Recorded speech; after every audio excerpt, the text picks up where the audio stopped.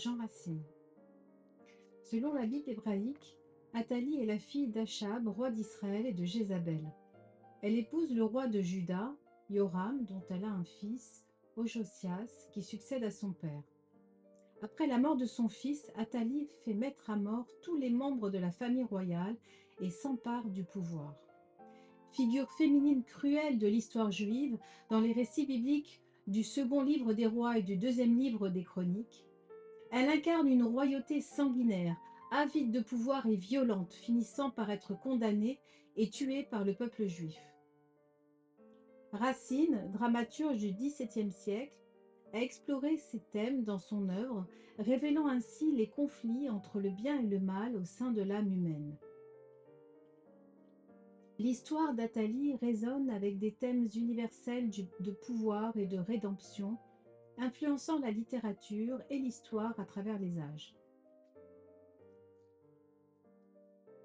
La tragédie de Racine, notamment à travers la scène 5 et l'acte 2, montre Athalie en proie à un songe prémonitoire, révélant ses tourments intérieurs et son incapacité à trouver la paix. Prêtez-moi l'un et l'autre oreille attentive. Je ne veux point ici rappeler le passé, ni rendre raison du sang que j'ai versé. Ce que j'ai fait, Abner, j'ai cru le devoir faire.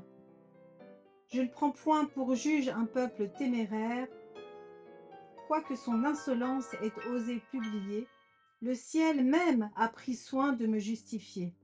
Sur d'éclatants succès ma puissance établie a fait jusqu'aux deux mers respecter Athalie. Par moi, Jérusalem goûte un calme profond.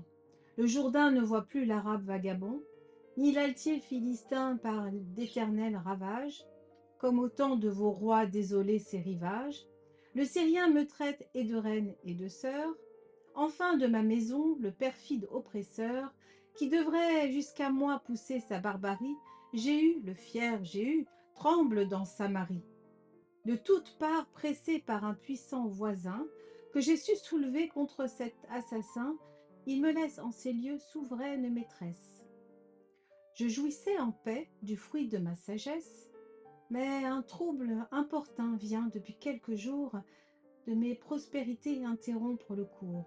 Un songe, mais devrais-je inquiéter d'un songe, entretient dans mon cœur un chagrin qui le ronge. Je l'évite partout, partout il me poursuit.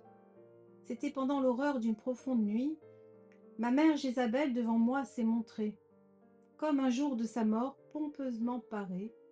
Ses malheurs n'avaient point abattu sa fierté. Même elle avait encore cet éclat emprunté, dont elle eut soin de peindre et d'orner son visage pour réparer des ans l'irréparable outrage. Tremble, m'a-t-elle dit, fille digne de moi. Le cruel Dieu des Juifs l'emporte aussi sur toi. Je te plains de tomber dans ses redoutables mains, ma fille.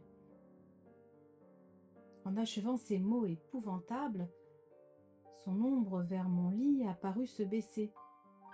Et moi je lui tendais les mains pour l'embrasser.